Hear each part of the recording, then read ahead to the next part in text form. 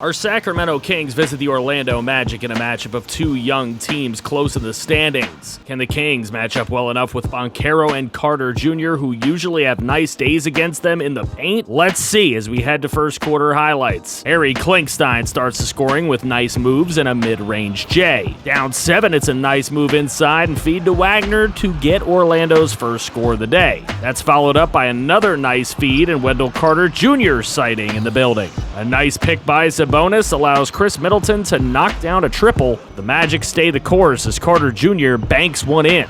Klinkstein, fancy footwork, finds Sabonis driving the lane for a nice lay-in. Cole Anthony finds the unsung hero of the game and Greg Becker for 3. More from him upcoming. This time it's Becker missing a mid-range shot, but Mo Bamba is there to clean up for 2. Davion Mitchell hits a nice 3-ball as the Kings hold a slim lead heading into the second quarter. Chris Middleton extends that lead with a corner triple. Then he gets a screen, fakes a 3, and sends it to Fox in the corner, who rattles one in for himself. Kings led by 11. Then there's Becker again, finding a spot down low. Pretty pass and easy bucket. I said more from Becker coming, but how about another 3? He gets the game back to within 10. He also sends this pretty pass from underneath the bucket to Okeke to give the Magic some hope heading into the second half. Middleton's great drive in the lane extends the Kings' lead to 9, but it was Jalen Suggs on the other end with a 3 that kept the Magic in it. Orlando kept up with the Carter Jr. under the bucket strategy, and some kickouts like this one to Wagner helped them keep pace. And just when they needed him, Greg Becker for 3 to tie the ball game. Magic went on a big run to take the lead, and Cole Anthony with the leaner to extend it to 8 as the Kings were in trouble heading into the fourth quarter. Sabonis beasted down low, which the Kings needed more of, but time was running out. Giving up 3 balls like this one to Williams was not helping.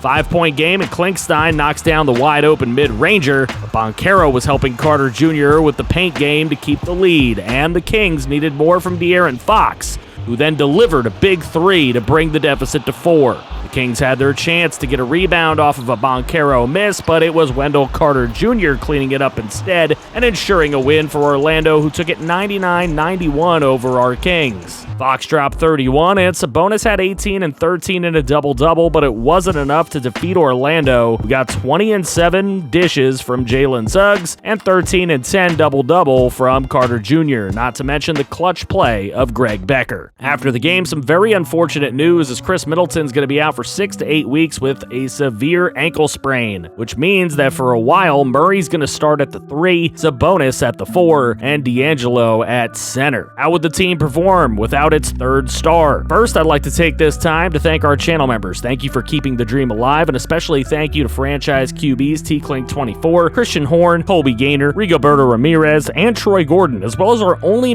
general manager, Matthew Hackett. Channel members do get automatic players in every series, so consider hitting the join button below this video if you'd like to support more. The Kings got a win in the first game without Middleton, 121-107 over the now 5-21 Wizards, who got 31 from Beal and 19 from Corey Kispert. Not much ball movement for them, though. For our Kings, Fox had 25 with 8 dishes, and Keegan Murray put a nice day together with a 16-point, 13-board double-double and 4 blocks. Next stop on the Kings road trip is in Miami against a Heat team that is slightly underperforming. Can we take advantage of a team who's starting Devontae Graham and Gary Harris in the backcourt? The first quarter where Sabonis beast takes contact and ends up scoring the game's first bucket. Then a nice job finding De'Aaron Fox in the corner alone for 3. Kings take a 7-0 lead. Miami's first bucket comes off of a miss and a putback from none other than Bam Adebayo. D'Angelo hits a nice mid-range shot for us, and then Jimmy Butler sighting, driving the lane for 2 for Miami to spark a run, with Bam Adebayo hitting a bank shot off the top of the glass, and then Gary Harris getting open in the corner for 3 as Miami would jump out to a 4-point lead. But Harry Klinkstein kept the Kings in it with a 3-ball, and then later a nice mid-ranger off of a screen heading into the second quarter of play. It was a feed inside to Sabonis that gave Sacramento a lead, and the inside game continued with a nice dish here by Klinkstein, and the Kings took the lead into halftime. Devontae Graham hit a corner 3, Later, it was Reggie Bullock with a dunk on a pretty feed. Kings beasted inside again with Randolph dunking it and a lead of 8 being taken into the final quarter of play. Fox lost his man for a mid-range leaner, and with a 10-point lead, it was Davian Mitchell finding him open for 3 as the dagger was later hit by a then wide-open Keegan Murray